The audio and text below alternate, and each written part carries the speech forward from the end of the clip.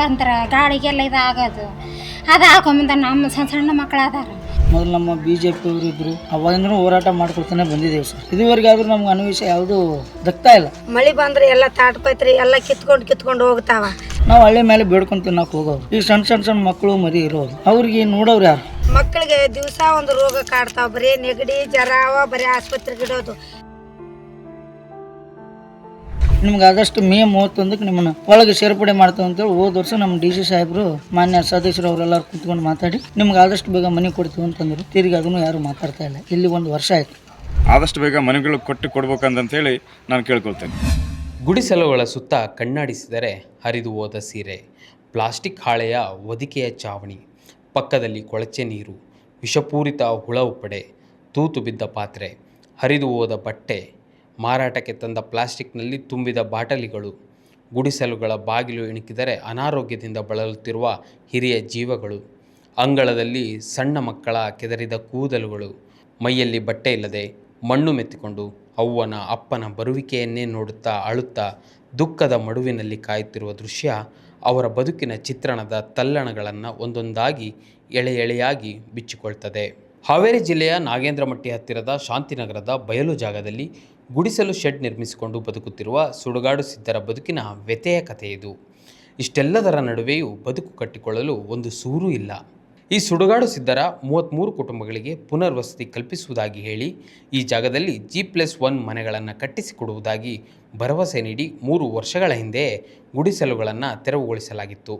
ಖಾಸಗಿ ಮಾಲೀಕರ ಬಯಲು ಜಾಗದಲ್ಲಿ ಗುಡಿಸಲು ನಿರ್ಮಿಸಿಕೊಂಡು ಮುಂದೊಂದು ದಿನ ಸ್ವಂತ ಸೂರು ಸಿಗಬಹುದೆಂಬ ಆಸೆಗಳಿನಲ್ಲಿ ಕಾಯುತ್ತಿದ್ದಾರೆ. ಶಾಂತಿನಗರದಲ್ಲಿ ರಾಜೀವ್ ಗಾಂಧಿ ವಸತಿ ನಿಗಮದಿಂದ G+1 ಮಾದರಿಯಲ್ಲಿ 480 ಮನೆಗಳನ್ನು ನಿರ್ಮಿಸಲು ಉದ್ದೇಶಿಸಿ ಕಾಮಗಾರಿ ಆರಂಭಿಸಲಾಗಿದೆ.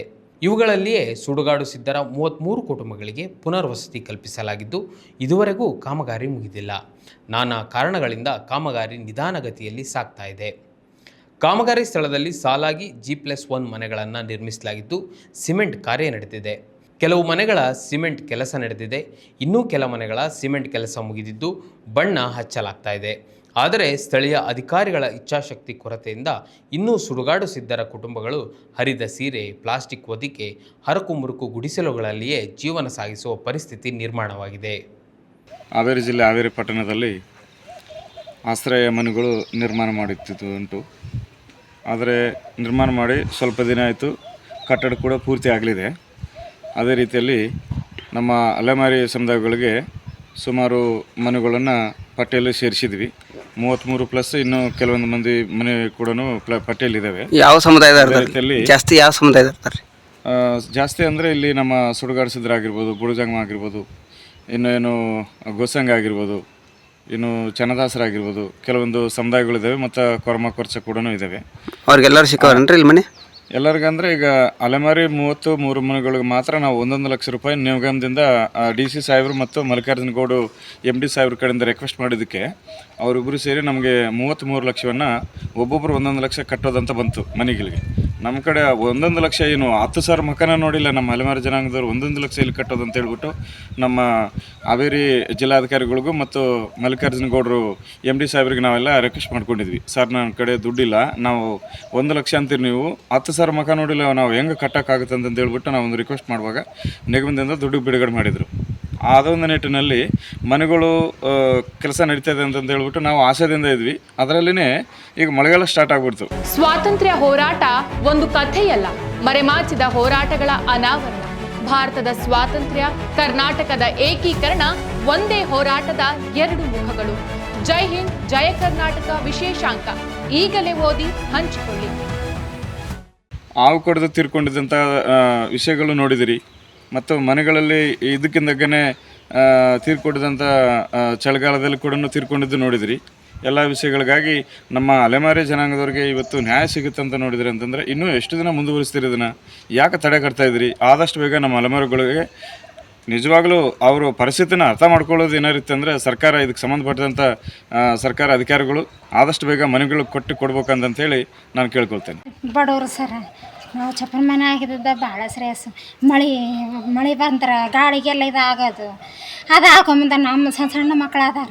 ನಾವು ವಾರಕ್ಕೆ ಹೋಗೋರು, ವಾರದೊಳಗೆ ನಮ್ಗೆ ಕಷ್ಟ ಇದೆ ತೊಳೆದು ಬಿಟ್ರೆ ಮಣ್ಣು ಏನು ಕೆಲಸ ಮಾಡ್ತೀರಿ? ಹುಡುಗ ಆಟ ಆಡೋದು ಅಲ್ಲಿ ಇಲ್ಲಿ ಹೋಗೋದು ಭಾಳ ಇದು ಆಕೈತೆ. ಅದು ಸುಸ್ತು ಆಕೈತೆ ನೋಡು, ಅವ್ರ ಮಕ್ಕಳದೇ ನೋಡೋದು ಸುಸ್ತು ಆಕೈತೆ. ಅದು ಮನೆದು ಕೈಲೇ ಭಾಳ ಆಗೋದಿಲ್ಲ. ಈ ಮಳೆಗೆ ಮತ್ತು ನೀರು ಚಾಕಬೇಕು, ಅವೆಲ್ಲ ಕಟ್ಟಬೇಕು, ಅವು ಎಲ್ಲ ಇದು ಮಾಡಬೇಕು, ಮೈಯೆಲ್ಲ ಸುಸ್ತು, ಅವು ಕೈಲೇ ಆಗೋದಿಲ್ಲ. ಮಕ್ಕಳಿಗೋಸ್ಕರ ಅಂತ ನಾವು ಮಾತ್ರ ಇದು ಇದು ವಾರದೊಳಗೆ ವಾರಕ್ಕೆ ಹೋದ್ರೆ ಮುಂಜಾನೆ ಹೋದ್ರೆ ಸಂಜೆ ಗಡಿಸಿ ಬರ್ತೀವಿ. ನೀರೇನೂ ಆ ಥರ ಇಲ್ಲ. ಮನೆಯಾಗ ಮುಸ್ರಿ ಮನೆಯಾಗಿನ ಕೆಲಸ ಭಾಳ ಶ್ರೇಯಸ್ಸು. ಮಕ್ಕಳಿಂದ ಗಲೀಜು ಮಾಡೋದು, ಮಣ್ಣು ತಿನ್ನೋದು, ಅದ್ರಾಗ ಹುಡುಗ ಆಟ ಆಡೋಕ್ಕೆ ಶಾಲೆಗೆ ಕಳಿಸ್ಬೇಕಂತಾರೆ ಮುಂಜಾನೆದ ಅವ್ರನ್ನೆಲ್ಲ ಇದು ಮಾಡಿ ಶಾಲೆಗೆ ಕಳಿಸ್ಬೇಕು. ಮನೆಗೆ ಬಂದು ಬಿಟ್ಲು ಮತ್ತು ಮನ್ಯಾಗ ವಾರ ನೋಡಬೇಕು. ಸಣ್ಣ ಹುಡ್ರು ಇದ್ರೆ ಮಣ್ಣು ತಿನ್ನ ನಾವು ಕೈಲೇ ಆಗೋದಲ್ಲ ನಮ್ಮ ಕೆಲಸ ನೋಡ್ಕೊಳಕ್ಕೆ. ಫಸ್ಟು ನಾವು ಇದ್ದಿದ್ದಂದ್ರೆ ದಾನೇಶ್ವರ ನಗರದಲ್ಲಿದ್ದು ವಾಸಸ್ಥಳಕ್ಕಾಗಿ ನಾವು ಇಲ್ಲಿಂದ ಒಂದು 30-35 ವರ್ಷ ಆಯ್ತು ಇಲ್ಲೇ ಹಾವೇರಿಯಾಗಿದ್ದು. ಮೊದಲು ನಮ್ಮ BJP ಅವರಿದ್ದರು, ಅವಾಗಿಂದೂ ಹೋರಾಟ ಮಾಡ್ಕೊಳ್ತಾನೆ ಬಂದಿದ್ದೇವೆ ಸರ್. ಇದುವರೆಗಾದರೂ ನಮ್ಗೆ ಅನ್ವೇಷ ಯಾವುದೂ ದಕ್ತಾ ಇಲ್ಲ. ನಾವು ಎಷ್ಟು ಮನೆ ಕೊಟ್ಟಿದ್ದೀವಿ, ಎಷ್ಟು ಹೋರಾಟ ಮಾಡಿದ್ದೀವಿ, ಎಷ್ಟು ನಾವು ಡಾಕ್ಯುಮೆಂಟ್ಗಳು ಕೊಟ್ಟಿದ್ದೀವಿ ಏನು ಸರ್. ಆಮೇಲೆ ಈಗ ಒಂದು 6 ವರ್ಷ ಹಿಂದ್ಗಡೆ ಇಲ್ಲೇ ಇದ್ದು ನಾವು ಫಸ್ಟು ಇದೇ ಜಾಗದಲ್ಲಿ ಇದೇ ಸ್ಥಳದಲ್ಲಿ ಇದ್ದು. ಆಗಿನ ಟೈಮ್ದಲ್ಲಿ ಬಂದು ನಮ್ಮ DC ಸಾಹೇಬರು ಬಂದರು. ಆಮೇಲೆ ನಮ್ಮ MLA ಸಾಹೇಬರು ಇವರು ಲಮಾಣಿ ರುದ್ರಪ್ಪ ಸಾಹೇಬರು ಎಲ್ಲರೂ ಬಂದರು. ಆ ಟೈಮ್ದಲ್ಲಿ ಬಂದು ನೋಡಿರಿ ನಾವು ಮನೆಗಳು ಕಟ್ತೀವಿ. ಈಗ ನಿಮಗಾಗೆ ಕಟ್ತೀವಿ, ನೀವು ಇಲ್ಲಿಂದ ಜಾಗ ಖಾಲಿ ಮಾಡಿ ಅಂತಂದ್ರೆ ನಾವು ಹೋಗಿ ಮಾಲ್ಕಿ ಜಾಗದಲ್ಲಿ ಹಾಕ್ಕೊಂಡಿದ್ದೇವೆ ಸರ್, ವಾಸಸ್ವಾಗಿದ್ದೀವಿ. ಈಗ ಒಂದು 2-3 ವರ್ಷದಿಂದ ಹಿಂದ್ಗಡೆ ನಮ್ಮ ದೊಡ್ಡವ ಅಲ್ಲೇ ತೀರ್ಕೊಂಡು ಮಳೆ ಬಂದು ತಮ್ಮನ ನೆಲ ತಮ್ಮ ಹಿಡಿದ್ಬಿಟ್ಟು ಈಗ ಎಲ್ಲರೂ ಒಬ್ಬರು ಈ ಮನೆ ಇಲ್ಲ ಅಂದ್ಬಿಟ್ಟು ಮತ್ತು ಈ ಗುಡಿಸಲದಲ್ಲಿ ವಾಸ ಮಾಡ್ಕೊತಿದ್ದಾಗಿಂದೆಲ್ಲ ಅದ್ರಾಗೆ ಬಂತು ನಮ್ಮ ಜೀವನ. ಮನೆ ಯಾವಾಗ ಮೊನ್ನೆ ಆದರೂ ನಾವು ನಗರಸಭೆದಲ್ಲೂ ನಾವು ಹೋರಾಟ ಮಾಡಿದ್ವಿ. ನಿಮ್ಗೆ ಆದಷ್ಟು ಬೇಗದಲ್ಲಿ 1 ತಿಂಗಳು 15 ದಿವಸ ಅಂದರು. ಇವಾಗಾದರೂ ಏನು ಅದನ್ನು ಕೇರ್ ಮಾಡ್ತಾಯಿಲ್ಲ. ಈಗ ಒಂದು ವರ್ಷ ಹಿಂದ್ಗಡೆ ನಮಗೆ 33 ಮನೆಗಳು ಸ್ಯಾಂಕ್ಷನ್ ಆಗಿರೋದು. 33 ಮನೆಗಳಲ್ಲಿ ಒಬ್ಬೊಬ್ಬರು 1 ಲಕ್ಷ ಕಟ್ಟಿ ನಿಮ್ಗೆ ಆದಷ್ಟು ಮೇ 31ಕ್ಕೆ ನಿಮ್ಮನ್ನು ಒಳಗೆ ಸೇರ್ಪಡೆ ಮಾಡ್ತೇವೆ ಅಂತೇಳಿ ಹೋದ ವರ್ಷ ನಮ್ಮ DC ಸಾಹೇಬರು ಮಾನ್ಯ ಸದಸ್ಯರು ಅವರೆಲ್ಲರೂ ಕುತ್ಕೊಂಡು ಮಾತಾಡಿ ನಿಮ್ಗೆ ಆದಷ್ಟು ಬೇಗ ಮನೆ ಕೊಡ್ತೀವಿ ಅಂತಂದರು. ತಿರುಗಿ ಅದನ್ನು ಯಾರೂ ಮಾತಾಡ್ತಾಯಿಲ್ಲ. ಇಲ್ಲಿ 1 ವರ್ಷ ಆಯಿತು. ನಾವು 1 ಲಕ್ಷ ನಮ್ಮ ಅಲೆಮಾರಿಯಿಂದ ನಾವು ಸೌಲಭ್ಯ ಬಂತು, ಅದು ಕಟ್ಟಿದ್ವಿ ಏನು ಸರ್. ಇದುವರೆಗಾದ್ರೆ ಯಾವುದೂ ಅನ್ವೇಷ ಯಾವುದೂ ಬರ್ತಾಯಿಲ್ಲ.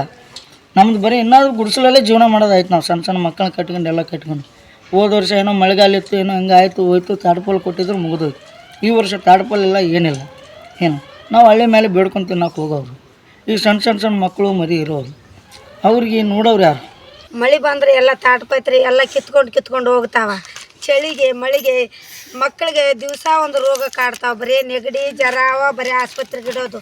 ಏನು ದುಡ್ದು ವ್ಯಾಪಾರಕ್ಕೆ ಹೋದ್ರು, ಊರಾಗ ಹೋದ್ರು, ಭಿಕ್ಷಕ್ಕೆ ಹೋದ್ರು, ಕೂಲಿ ಮಾಡಿದ್ರು ಯಾವುದು ಒಳ್ಳೇದಿಲ್ಲ. ಮಣ್ಣು ಗಾಳಿ ಎಲ್ಲ ಕಿತ್ಕೊಂಡು ಹೋದಂಗೆಲ್ಲ ಅಲ್ಲಿ ಇಲ್ಲಿ ಸೀರೆ ಅವು ತೋರೋದು, ಕುಡಿಸಲು ಹಾಕ್ಕೊಳೋದು ಹಿಂಗಾಗೈತೆ ರೀ. ಬೇಗ ಮಳೆ ಕೊಟ್ಟರೆ ಮಕ್ಕಳು ಮರಿಯನ್ನ ಕಟ್ಕೊಂಡಿದ್ದು ಏನನ್ನ ಇದು ಮಾಡ್ಕೊತೀವಿ ರೀ.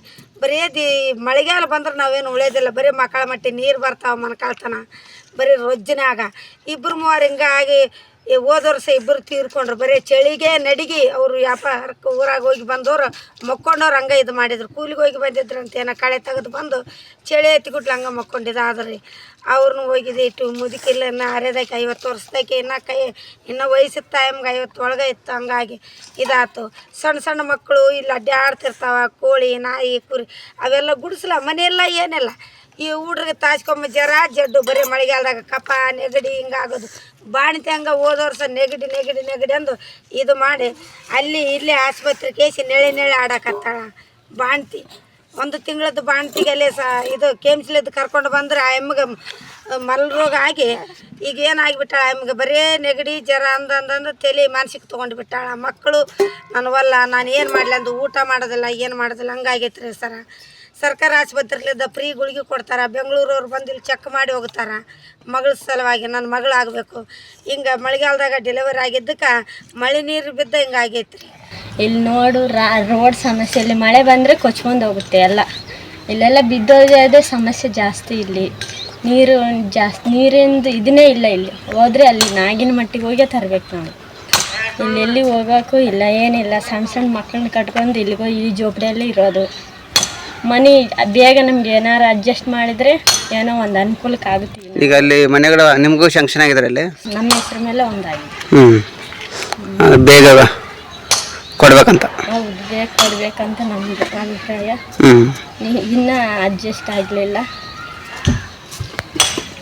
ಸ್ವಲ್ಪ ದಿನ ನಿಲ್ಲಾಗೋದು ಮತ್ತೆ ಕಟ್ಟಾಡೋದು, ಮತ್ತೆ ಸ್ವಲ್ಪ ದಿನ ನಿಲ್ಲಾಗೋದು. ಇಲ್ಲಿ ನೋಡಿ ಬಂದಿದ್ರೆ ಅಂತಂದ್ರೆ ಯಾರಾದರೂ ಒಬ್ರು ಕೆಲಸ ಮಾಡ್ತಿರ್ತಾರೆ, ಆ ಕಡೆ ಒಬ್ರು ಕೆಲಸ ಮಾಡೋದು, ಈ ಕಡೆ ಕೆಲಸ ಮಾಡೋದು. ಆ ನಂತರ ಕೆಲಸ ಏನು ಒಂದು ಬಿಲ್ಡಿಂಗ್ ಆಗಿರ್ತೈತಿ, ಒಂದು ಬಿಲ್ಡಿಂಗ್ ಇದ್ದಿತ್ತು. ಈ ನಿಟ್ಟಿನಲ್ಲಿ ಸ್ವಲ್ಪ ಈಗ DC ಅವರು ಹಿಂದೆ ಹೇಳಿದ್ರು 1 ಲಕ್ಷ ತುಂಬ್ರಿ ನಿಮಗೆ ಮನೆಗಳನ್ನ ಕೊಟ್ಟು ಬಿಡ್ತೀವಿ ಅಂತಂದು ಹೇಳಿದ್ರು. ಯಾಕೆ ಕೊಡಲಿಲ್ಲ ಅವರು? ಯಾಕೆ ಇದುವರೆಗೂ ಕೊಟ್ಟಿರಲಿಲ್ಲ ಅಂತ ನಾನು ಮೊನ್ನೆ ಹೋಗಿ ಕೇಳಿದ್ವಿ, ನಾವು ಮನವಿನೂ ನೀಡಿದ್ವಿ. ಸರ್ ಆದಷ್ಟು ಬೇಗ ನಿರ್ಮಾಣ ಮಾಡ್ತೀವಿ ಅಂತ ಹೇಳಿದ್ರಿ, ಮತ್ತು ನಿಗಮದಿಂದ 1 ಲಕ್ಷ ಕಟ್ಟೋದು ಕೂಡ ತರಿಸಿದ್ರಿ ನಮ್ಮ ರಿಕ್ವೆಸ್ಟಿಗೆ. ಅದಕ್ಕಾಗಿ ನಮಗೆ ಯಾಕೆ ಮನೆಗಳು ಲೇಟ್ ಆಗ್ತದೆ ಅನ್ನೋದಾಗ ಇಲ್ಲಿ ಸಂಬಂಧಪಟ್ಟ ಅಧಿಕಾರಿಗಳು ಮತ್ತು ಇಲ್ಲಿ ವ್ಯವಸ್ಥೆ ಈ ಥರ ಇದೆ, ನೀವು ಅಲ್ಲಿ ಕೂಡ ಭೇಟಿ ಆಗಿರಿ, ನಾನು ಒಂದು ಸಲ ಹೇಳ್ತೀನಿ ಅಂತ ಹೇಳ್ಬಿಟ್ಟು ಅವರು ಆಶ್ವಾಸನೆ ನೀಡಿದರು. ಚಪ್ಪನ ಮನೆ ಆಗಿದ್ರೆ ನಾವು ಬಾಗ್ಲಾಕ ಹಾಕೋ ಬರೋದಿಲ್ಲ, ಏನಿಲ್ಲ. ನಾವು ವಾರಕ್ಕೆ ಹೋಗೋರು, ಶಾಲೆ ಹುಡ್ರನ್ನ ಶಾಲೆ ಕಳಿಸ್ಬೇಕು. ಮನೆ ಬಿಟ್ಟು ವಾರಕ್ಕೆ ಹೋದ್ರೆ ಮನೆಗೆ ಬಂದು ಬಿಟ್ಲ ಆಡೋ ಮನ್ಯಾಗ ಹೋಗೋದು, ಎಮ್ಮೆ ಮನ್ಯಾಗ ಹೋಗೋದು, ಎಲ್ಲ ಇದು ಮನ್ಯಾಗ ಏನಾರು ಇದ್ರೆ ತಿನ್ನೋದು, ಮೆಕ್ಕು ಕೋಳಿ ಎಲ್ಲ ನೀರು ಕುಡಿಯೋದು, ಅವಂಗ ಕುಡಿಬೇಕು ನಾವು. ಏನಾರು ಅದು ತಿಂದು ನಾಯಿ ಏನಾರು ಇಟ್ಟಿರ್ತಾವಲ್ಲ ಮುಚ್ಚೋಗಿರ್ತವೆ, ಮತ್ತೆ ಎಲ್ಲಿರ್ಬೇಕು ಸರ್ ಅವನ್ನ. ಅದಕ್ಕೋಸ್ಕರ ಇಂಥ ಮನೆ ಇದ್ರೆ ಎಲ್ಲ ಚಲೋ ಇರ್ತಾವ, ನಾವು ಚಲೋ ಇರ್ತೀವಿ. ನಿಮ್ಗೆ ದೈವ ನಮಸ್ಕಾರ ಮಾಡ್ತೀವಿ ಸರ್, ನಮಸ್ಕಾರ. ನಾವು ಬಡವ್ರು, ನಮಗಿಂತ ಮನೆ ದೌಡಾದ್ರೆ ಸಾಕು. ಮಕ್ಕಳ ಮರಿ ನೋಡಿ ಇದು ಮಾಡಿರಿ ನಮ್ಗೆ. ಮನೆ ಅನ್ನೋದು ಬೆಚ್ಚಗಿದ್ರೆ ನಮಗೂ ಧೈರ್ಯ ಇರ್ತವೆ. ಹಳ್ಳಿ ಮ್ಯಾಗ ಹೋದ್ರೆ ನಾವು ಭಿಕ್ಷಾಟನೆ ಬೇಡ್ಕೊಂಡು ತಿಂದಾಗೆ ನಮ್ಮ ಹೊಟ್ಟೆ ಜೀವನ ತುಂಬೋದು ಹೊರತಾಗಿ ಹೋಗ್ಲಿಲ್ಲ ಅಂದ್ರೆ ಜೀವನ ನಡೆಯಲ್ಲ ನಾವು. ಹಂಗಾಗೈತೆ ಸರ್. ಈಗ ಸಣ್ಣ ಮಕ್ಕಳನ್ನ ಬಿಟ್ಟು ಹೋದಾಗ ನಮ್ಗೆ ಸಮಸ್ಯೆ, ಯಪ್ಪ ಗುಡಿಸಲು ಆರು ಹೋಗುತ್ತೆ, ಮಕ್ಕಳು ಏನಾಗ್ತಾರೆ, ಇದು ಅನ್ಕೊತ ಕುಂಡ್ರಾಯ್ತು. ಈಗ ನೋಡ್ರಿ ಮನೆ ಕಟ್ಟಡಗಳೆಲ್ಲ ಆಗಿದೆ. ಮೊನ್ನೆ ನಗರಸಭೆಗೆ ಹೋದಾಗ ಹೇಳಿದರು, ಆಶ್ವಾಸನೆ ಕೊಡ್ತಾರೆ, ಆದರೆ ನಮಗೇನು ಯಾವುದೂ ಮಾಡಕ್ಕೆ. ಯಾಕೆ ಹಿಂಗೆ ಮಾಡ್ತಾಯಿದ್ದಾರೆ? ಮನೆ ಇದ್ರೆ ಏನನ್ನ ಮನ್ಯಾಗ ಸ್ವಲ್ಪ ಬೆಚ್ಚಗಿರ್ತಾರೆ. ಮಕ್ಳು ಅದಾವ, ಒಬ್ಬೊಬ್ರಿಗೆ 4, 5 ಹಿಂಗೆ ಸಣ್ಣ ಮಕ್ಳು ಅದಾವ್ರಿ. ಶಾಲೆ ಕಳಿಸಿದ್ರೆ ಯಾವಾಗ ಬರ್ತಾರೋ ಇವರು ಊರಾಗ ಹೋಗಿರ್ತಾರೆ, ಭಿಕ್ಷಕ್ಕೆ ವ್ಯಾಪಾರಕ್ಕೆ ಕೂಲಿಗೆ ಹೋಗಿರ್ತಾರೆ. ಅವ್ರು ಬರ್ಬೇಕಂದ್ರೆ ನೋಡ್ಬೇಕು, ಅವ್ರು ಅಲ್ಲಿ ಇಲ್ಲಿ ಮಣ್ಣು ನೀರು ಆಗ್ಯವ್ರಿ. ಎಲ್ಲೇನು ಅಡವಿ ಮಕ್ಳಕ್ಕಿಂತ ಹೆಚ್ಚಾಗ್ಯಾರ್ರಿ ಸರ. ಬೇಗ ಮನೆ ಕೊಟ್ಟರೆ ಮನ್ಯಾಗಿದ್ರೆ ಒಂದು ಸ್ವಲ್ಪ ಹುಡುಗರು ವಾಗ್ಯತಿರ್ತಾರೆ. ಮಳೆಗೆ ಚಳಿಗೆ ನೆಗಡಿ ಗಾಳಿ ಜ್ವರ ಕಮ್ಮಿ ಆಗ್ತಾವ. ಏನು ದುಡಿದ್ರು ಹಿಂದಕ್ಕೆಲ್ಲ ಮುಂದಕ್ಕೆಲ್ಲ ದಿವಸ 200, 300 ಬಟ್ಟೆ ಕೆಲ್ಸಕ್ಕೆ ಹೋದ್ರು ಬರೀ ಜಡ್ಡು ಕಾಯ್ಲಿಕ್ಕೆ ಇಡೋದು. ಮಕ್ಕಳು ನಮ್ಮನ್ನು ನೋಡಿದ್ರೆ ಅಡವಿ ಮಂದಿಯನ್ನ ನೆಂಬೋದಿಲ್ರಿ, ಹಂಗಾಗಿವಿ ನಾವು ಕಾಣ್ತೀವಿ. ಹೆಂಗಾಗಿವಿ ನೋಡಿ, ನಮ್ಮ ಜೀವನನ ಹಿಂಗಾಗಿ 30 ವರ್ಷಲಿದ್ದು ಹಿಂಗಾಗಿವಿ. ಕರೆಂಟೂ ಇಲ್ಲ, ನೀರಿಗೂ ನಾಗನಮಟ್ಟಿಗೆ ಹೋಗ್ಬೇಕು.